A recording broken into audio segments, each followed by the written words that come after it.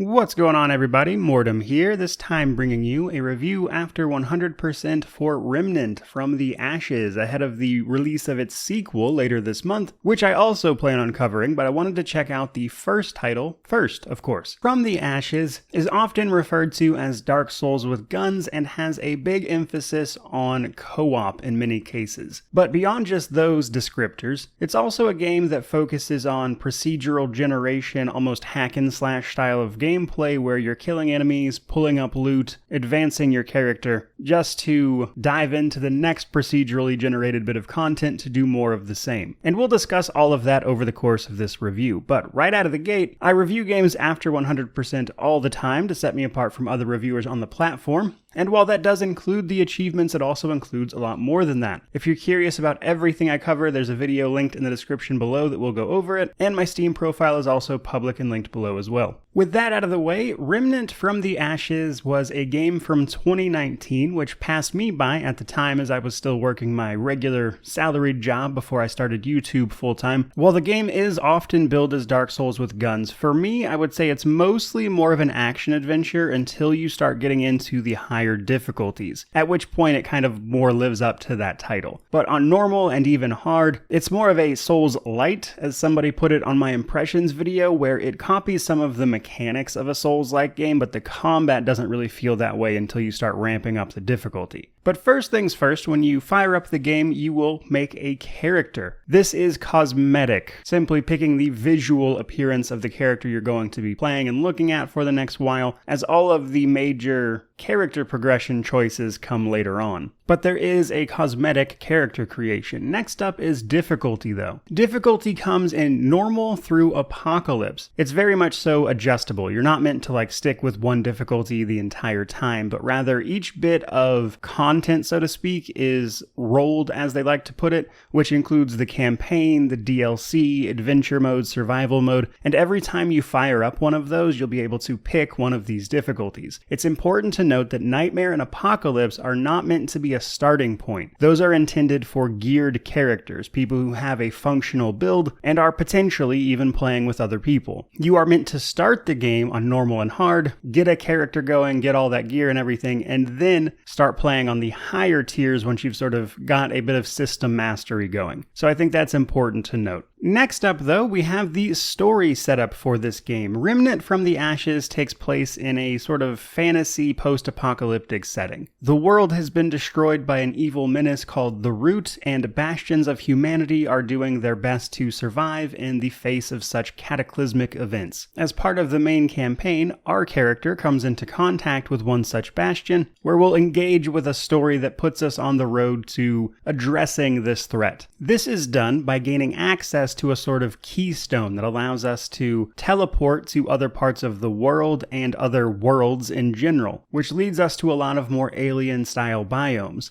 And to keep it spoiler-free, that's really all you need to know. You're going to go on this adventure, try to find the cause of the root, what you can do about it, the usual stuff. But beyond just the basic information, some things that I liked here were that the actual narrative for a more Souls-like style game was pretty clear. You always kind of know what you're doing and why you're doing it. What the game does really well is actually hiding the sort of background lore. It's there if you want to find it, but every place you go to almost invariably has more lore that you can discover that will teach you more about the world you're on, the races you're encountering, the species of aliens you're running into, all that stuff. So they did a really good job with building out the rest of the story without necessarily directly putting it in your face, which I think suits this style of gameplay very well. Now, on the flip side of that, the story is very short. My first playthrough of the story took about 10 hours. Now, this is the kind of game that you're going to be playing through multiple times, and the content later becomes almost sort of dungeon runs, so that's not necessarily a huge deal, but if you are playing this game explicitly for the story, it's very, very short. And I think that only really becomes a bigger problem when you start seeing repeats of the more procedurally generated landscape when you're just a couple of hours into the game. You see, the campaign is, I would say, the biggest piece of the procedural generation, but every time you roll a version of the campaign, it procedurally generates all of the areas that you'll be going to for that campaign. This way your map and everything stays up to date, but each dungeon and things like that are also populated, and because of this, you won't see everything in a single playthrough. So even though the story is short, if you were to play through it again, there's a good chance you would see different bosses, different dungeons, all that stuff. In fact, many of the final bosses for each area are one of two variants. And that part is really cool, but the environmental pieces of that procedural generation start to repeat very, very quickly. That does bring us to our character progression, though. Character progression here is both relatively simple, but also pretty engaging. Now, as you play through the tutorial of the game and get to grips with everything, they'll introduce you to the basic systems and allow you to pick a starting class, so to speak. This is going to determine your starting bit of gear, including the clothing you have equipped, as well as the weapons you get given, and to a certain degree, your starting traits. However, this is just an introductory decision. You can completely reverse this later if you want. You can buy all the weapons and gear for the other starting classes as well, so this isn't by any means locking you into anything. Now, a big part of progression is weapons and mods. Most regular weapons have a mod slot where you can equip a mod you might have found that will then drastically change how that thing functions. In order to use this, you'll have to let it charge up. This happens over time, but can be sped up through a few means here and there. There are traits that will speed it up even, but every so often you'll be able to activate this power, and then it will do something special. The interchangeable nature of many of these means you can attach mods to basically any weapon you're using, which is going to provide a decent amount of build variety on its own. The weapons and mods can be to some degree purchased from vendors at your sort of hub area. However, many of them have to be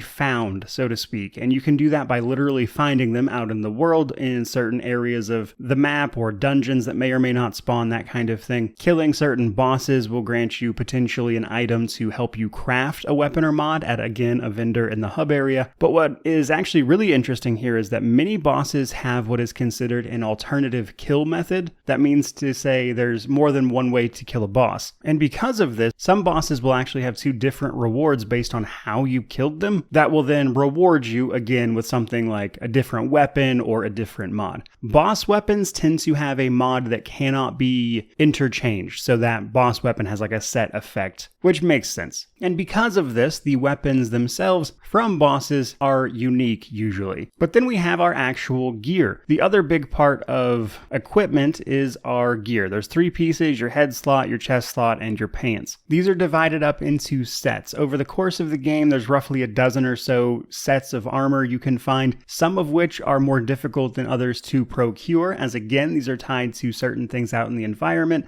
events that may or may not happen, and they can be tough to get your hands on. But each one of them has a special effect that will increase in its effectiveness depending on how many pieces of that set you are wearing. So while you can mix and match, so to speak, you'll get the most of an effect if you are wearing all of the armor. So this, combined with the types of weapons we're using on top of the mods in said weapons, is going to determine much of your build. But it doesn't end there, because we can upgrade these weapons and mods by finding resources throughout the world, which is basically one of a few different types of iron. We can use these to upgrade our weapons and armor, which will increase their base stats, making you more effective. Another thing to keep in mind here is there is a weight mechanic attached to the armor. So if you're wearing the heavier sets of armor, you can't necessarily roll or dodge out of the way as fast, which becomes important for certain boss fights. I will say that never really impacted my decision making for builds myself, but if you're wearing a really heavy set of armor, it's something to keep in mind. Now, the last and arguably biggest part of this is the traits. Traits have replaced your traditional level up. You will be leveling up, and when you level up, you'll be getting a trait point, which you can then put into one of many traits. You'll only start out with a couple of traits, basically a health and stamina upgrade, and then one unique to the class you picked. However, through a variety of means, you will be unlocking other traits. This can come down to using a certain weapon a certain number of times, killing a certain boss, or completing a variety of other objectives, so to speak, that usually relate to what that trait is going to help you out with. For instance, if you jump over enough barricades, you'll unlock a trait that increases the speed at which you do that. Like our gear, our traits can be upgraded to level 20 at a max, and in addition to leveling up and getting trait points, we will also find tomes of knowledge throughout the world, which will just grant you a free one. You will never stop running into tomes of knowledge thanks to the procedurally generated nature of the world, and you'll never stop leveling up, which has a base amount of experience required. Because of this, you'll actually be gaining traits pretty quickly once you get going,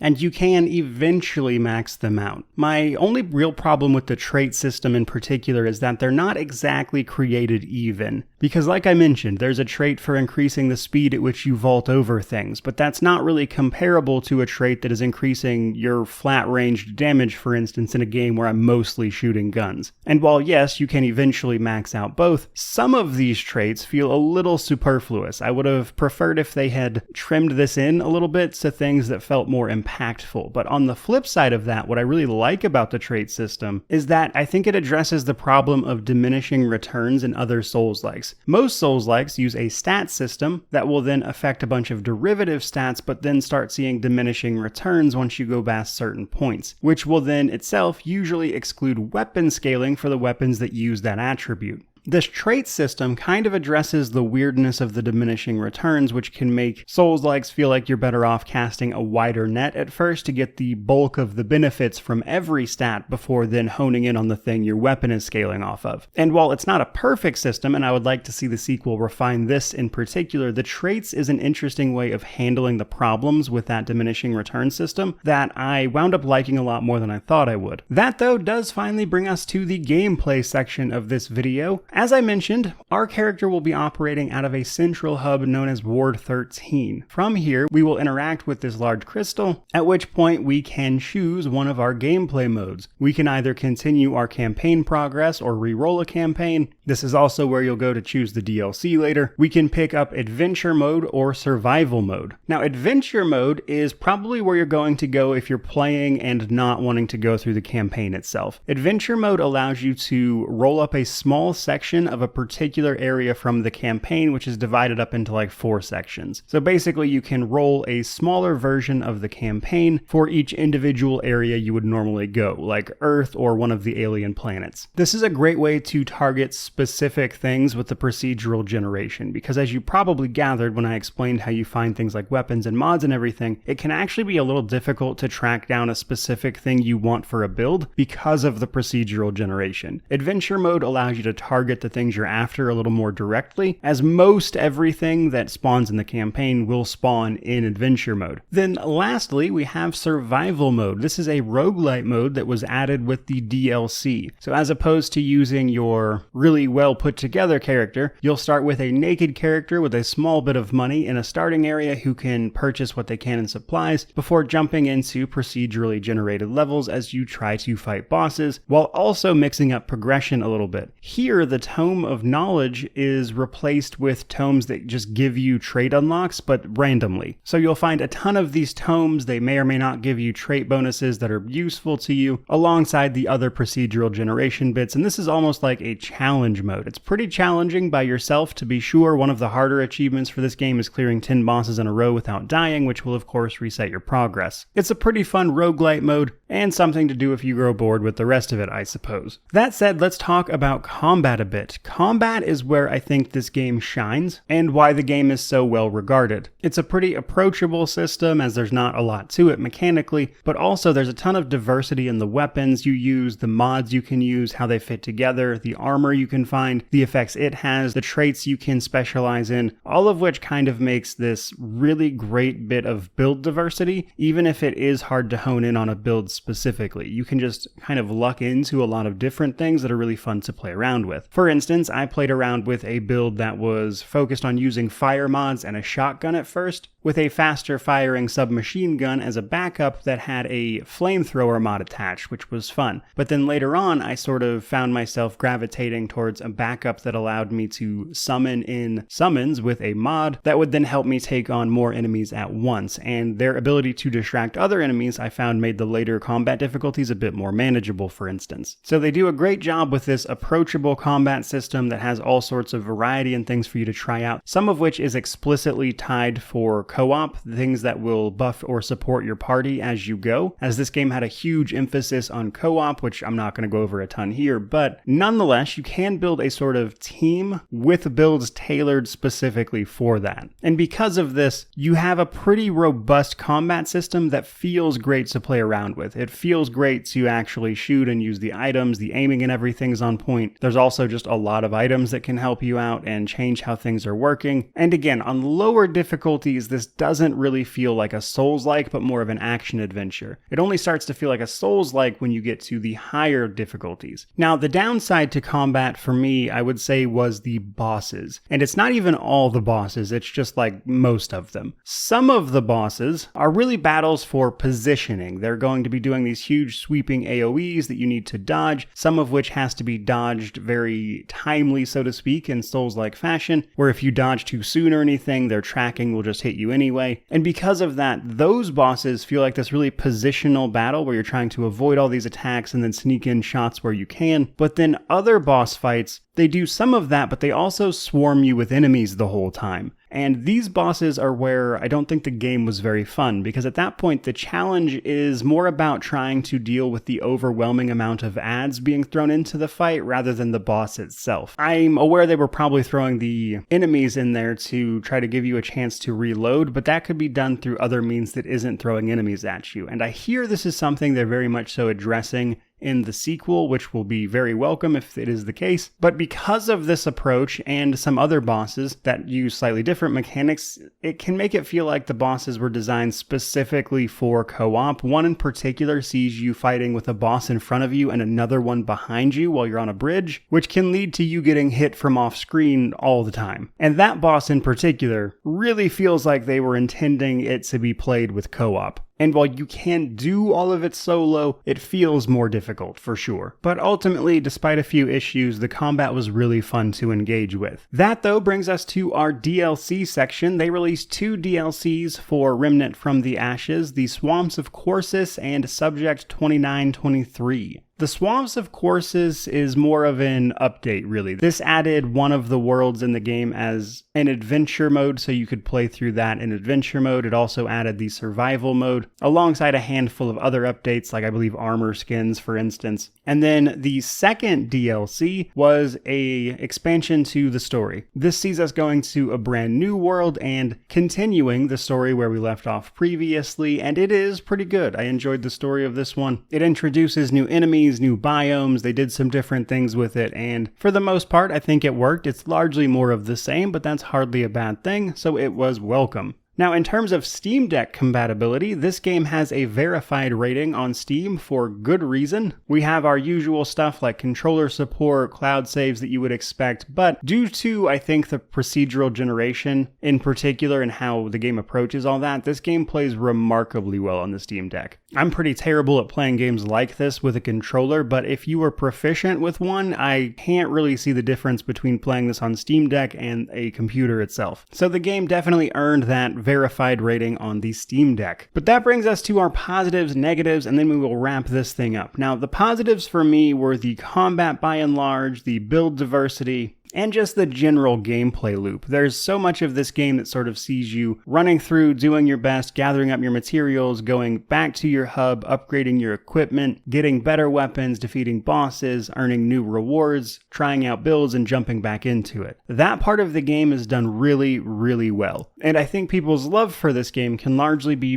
boiled down to that in particular. Because at that same time, we have some negatives. For starters, as I mentioned, the campaign is very short, and you'll start seeing repeated cells and everything in that campaign very, very quickly. Adventure mode is even more of that and showcases that repetitive environmental and enemy variety and things just very, very quickly. So it does feel like there's a lack of unique content as you move through this, which is especially noticeable when you start trying to track down specific items for a build you might want to play around with. So for me, I hope the sequel brings more variety to the individual biomes, if this is the route they go, because the biomes and everything are cool, but once I've seen like this cell in the procedural generation over and over and over again, it gets exhausting. Another negative was the traits. I think they just casted a net that was a little too wide here. Traits like vaulting over something faster don't really feel like they have much of a place, because that doesn't come up very often. And some of that stuff I really feel like could have combined into more meaningful decisions overall. But I do want to emphasize that I did like the trait system as a system. I just think it could use a little bit of refining. And then lastly, the bosses. While this game does have a big emphasis on co-op, it does really feel like a lot of those bosses were designed specifically with that in mind, which means playing through the game offline or by yourself, which which is going to be even more prevalent once the sequel comes out, can make it feel like you're sort of actively being punished, especially when you start talking about the way enemies are spawned into the battle and everything, can make it a bit frustrating. But all in all, that brings us to our conclusion. I would say Remnant from the Ashes has